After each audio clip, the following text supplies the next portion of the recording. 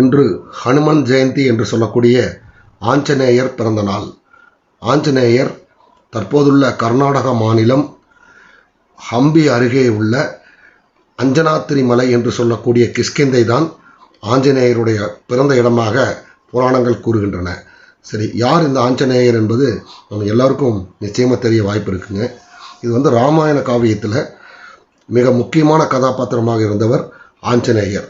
வானரப்படை என்று சொல்லக்கூடிய அந்த படை தான் ஆஞ்சநேயருடைய படை. இவர்கள் ராமனுக்கு சீதையை மீட்டெடுப்பதற்காக பேருதவி செய்கிறார்கள். அது மறுக்க முடியாத அளவுக்கு தன்னை சரணாகதி அடைந்து ராமன் கட்டளைக்கு 100க்கு 200% அடிபணிந்து செயல்பட்ட கதாபாத்திரம் தான் ஆஞ்சநேயர். ஆஞ்சநேயர் சரணாகதியினுடைய மறு உருவம், நட்பினுடைய மறு உருவம்.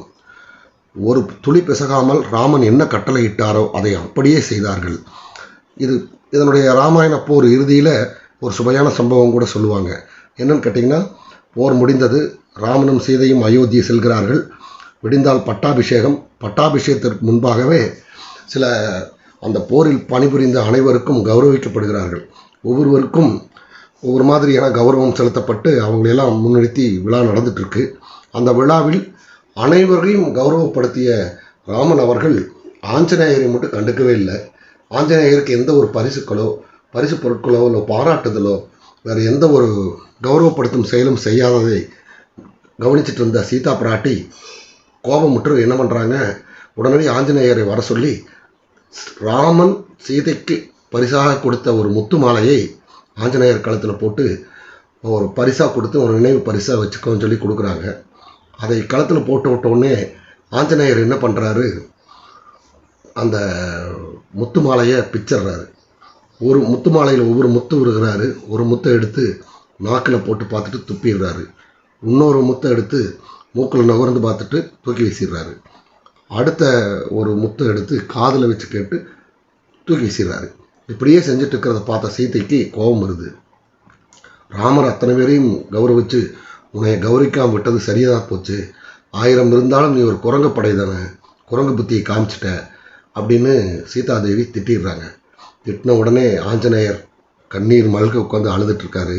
அதை கேட்ட ராமன் அவசரப்பட்டு சீதையை பார்த்து, நீ அவசரப்பட்டுட்ட, நீ அவசரப்பட்டு நீ அனுமான திட்டிட்ட, உண்மை அதுவல்ல. ராமன் நான் ஏன் அவருக்கு பரிசு கொடுக்கல அப்படிங்கிற காரணம் ஏற்கனவே அது அனுமனுக்கு தெரியும். அனுமன் ஏன் மாலையை பிச்சு போட்டாங்கிறதுக்கு நீ அவசரப்பட்டு வார்த்தைகளை விட்டு 1000 இருந்தாலும் குரங்குதான்னு திட்டிட்ட, உண்மை காரணம் அதுவல்ல, நீயே அந்த காரணத்தை கேட்டு தெரிஞ்சுக்கொள் அப்படின்னு அனுமனை பார்த்து சொல்லுங்கிறாரு. இல்லை வேண்டாம் அப்படின்னு, பரவாயில்ல சொல்லு அப்படிங்கிறாரு. அப்போ அனுமன் சொல்கிறாரு, சீதா பிராட்டியே, நீ எனக்கு அந்த முத்து மாலை பரிசளித்ததுக்கு ரொம்ப நன்றி. ஆனாலும் என் வாழ்நாளில் என்று நான் ராமனிடம் சேர்ந்தேனோ அன்று என்னை முழுமையாக சரணாகதி அடைய செய்து விட்டேன். ராமனை தவிர இந்த உலகத்தில் எனக்கு வேறு எதுவும் இல்லை. ராமன் ராமன் ராமன் ஜெய் ஸ்ரீராம், ராம மந்திரம், ராமனுடைய சேவை தவிர எனக்கு வேறு எந்த ஒரு சிந்தனையும் என் வாழ்நாளில் கிடையாது என்று சத்திய பிரமாணம் எடுத்து தான் இந்த வானரப்படைக்கு நான் வந்தேன். வானரப்படையாக நான் உதவி செய்ய வந்தேன். அன்று நான் எடுத்த சத்திய பிரமாணத்தில் படிதான் இன்னைக்கு வரைக்கும் நடந்துட்டுருக்கேன். நீ கொடுத்த முத்து மாலையை தூக்கி எறிய காரணம், அந்த முத்து மாலையில் இருக்கின்ற ஒரு முத்தை எடுத்து சுவைத்து பார்த்தேன், அதில் ராமனின் சுவை இல்லை. முகர்ந்து பார்த்தேன், ராமனின் மனமில்லை. காதில் வைத்து கேட்டேன், ஜெய் ஸ்ரீராம் என்கிற மந்திரம் கேட்கவில்லை. ஏதாவது ஒன்றில்லாவது ராமனின் தொடர்புடைய விஷயங்கள் இருக்கும் என்று முழு மாலையும் பேய்த்து பார்த்தேன். இதிலும் ராமன் இல்லை. ஆகவே ராமன் இல்லாத எதுவும் எனக்கு தேவையில்லை என்று தூக்கி எறிந்து விட்டேன், என்னை மன்னித்து விடுங்கள் அப்படிங்கிறார். அவரை கேட்ட உடனே சீதாதேவி கண் கலங்கி அனுமரிடம் மன்னிப்பு கேட்கிறார். பிறகு பட்டாபிஷேகம் நடக்கிறது. இது ஒரு சுவையான சம்பவம். இது சரணாகதி தத்துவம். இதுதாங்க சரணாகதி தத்துவம். சரணாகதி தத்துவத்தினுடைய உச்சம் யாருன்னு கேட்டால், இந்த உலகத்திலேயே எந்த ஒரு காவியத்திலும் சொல்லாத அளவுக்கு ஒரு உச்சம் தொட்ட கேரக்டர் ஹனுமன், ஆஞ்சநேயர். இன்னொன்று, ஆஞ்சநேயர் என்று சொல்லக்கூடிய இன்று நாம் பார்க்கிற இந்த குரங்குகள், அதைத்தான் நம்ம சொல்கிறோம். உலகப் பிறவிகளிலே வைத்து எத்தனையோ உயிரினங்கள் இந்த பூமியில் வாழுது. அதில் ஒரு வித்தியாசமான பிறவி ஆஞ்சநேயர் என்று சொல்லக்கூடிய இந்த வானரங்கள், குரங்குகள். குரங்குகளை பற்றி இன்னொரு சுவாரஸ்யமான தகவல். குரங்குகள் தன்னுடைய கிளைமேக்ஸ் ஸ்டேஜ்னு சொல்கிற தனது இறுதி காலம் பற்றி நிறைய பேர் அறியாத ஒரு மர்மமான தகவல் இருக்கிறது. யாரும் இயற்கையான முறையில் குரங்கு இறந்ததை யாராலும் பார்க்கவே முடியாது. நம்ம கண்ணுக்கு முன்னாடி தெரிகிற மாதிரி அது இறந்து அதனுடைய உடலை நாம் பார்ப்பதற்கான வாய்ப்புகளே கிடையாது. விபத்துக்களில் 1-2 பார்த்துருக்கலாம். இயற்கை மரணம் அடைந்த குரங்கை யாராவது பார்த்துருக்கோம்? நம்ம கண்டிப்பாக பார்க்க முடியாது. என்ன காரணம்னா, ராமனிடம் ஒரு வரம் வாங்கிவிட்டது. தான் மரண தருவாயில் மரண நாள் முன்பாகவே, சுமார் 10 நாட்களுக்கு முன்பாகவே தான் உணரும் வல்லமையை பெற்றவை குரங்குகள்.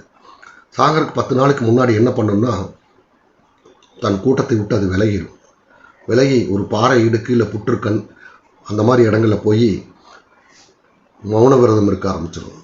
அதுவும் ஒரு நிமிடம் ஒரு இடத்தில் உட்காராத குரங்கு சுமார் 10 நாள் 18 நாட்களோ தனிமையில் அமைதியாக இருக்குமாமா. அதுக்கு தேவையான எந்த ஒரு உணவையும் எடுத்துக்காது. மௌன விரதம் கடைபிடித்து தன் இன்னுயிரை ஈர்த்ததுக்கப்புறம் அந்த பாறை இடுக்குகளுக்குள்ளேயோ அல்லது இது ஒரு புற்றுக்கண் அந்த இதுலேயோ போய் விழுகிற மாதிரி தன் உடம்பை சாட்சி வச்சுட்டு உயிரை போக்கிக்குமாமா. அந்த உடம்பு இறந்ததுக்கப்பவும் புற்றில் இருக்கின்ற புழுப்பூச்சிகளுக்கும் எறும்புகளுக்கும் உணவாகட்டும் அப்படின்னு சொல்லி தன்னை மறைத்து கொண்டு தன்னுடைய மரணத்தை முடித்து கொள்ளுமாம். இதை சாதாரணமாக நம்ம யாரும் பார்க்கவே முடியாது. இது ஒரு சுவாரஸ்யமான தகவல், அறிவியல் பூர்வமாக நிரூபிக்கப்பட்ட தகவல். இது டிஸ்கவரி சேனல்காரனே கூட இதை பற்றி மிகப்பெரிய ஆராய்ச்சியெல்லாம் செய்து சொல்லியிருக்காங்க. அடுத்து ஒரு ஆச்சரியமான தகவல் என்னன்னு கேட்டிங்கன்னா, ராம் ஜென்மபூமி சுமார் 300 ஆண்டு காலமாக தொடர்ந்துட்டு இருக்கிற இந்த பிரச்சனை, இதனுடைய உச்சநீதிமன்றத்தினுடைய இறுதி தீர்ப்பு நடக்கும் பொழுது மூத்த வழக்கறிஞர் திரு நீதிபதி பராசுரன் அவர்கள் காலணி கூட அணியாமல் தொடர்ந்து பல மணி நேரம் நின்று வாதாடினார் என்று அனைவருக்கும் தெரியும்.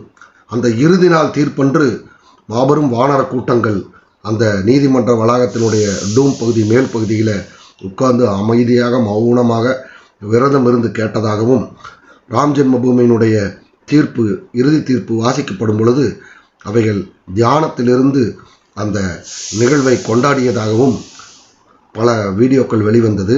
இது கடவுளுக்கும் இது ஒரு அப்பாற்பட்ட ஒரு அனிச்சை செயல், அது அப்பாற்பட்ட விஷயம்தான் சொல்லணுங்க. அதாவது ராம் ஜென்மபூமி தீர்ப்புக்கும் இந்த வானரப்படைகளுக்கும் என்ன தொடர்பு இருக்குது கேட்டால், அது எதாச்சியாக நடந்த நிகழ்வாக கூட எடுத்துக்கொள்ளலாம். அது எதாச்சியாக நடந்ததா, ஜெய் ஸ்ரீராம் ராமனுடைய அருளால் நடந்ததா என்பது ஒவ்வொரு மனிதனுடைய நம்பிக்கையை பொறுத்தது. நம்மை பொறுத்தவரை ஜெய் ஸ்ரீராம், ராமர் இருக்கிறார், நிச்சயம் இந்த பாரதத்தை காப்பார். அனுமனை போல் நாம் சரணாகதி அடைவோம். நன்றி, வணக்கம்.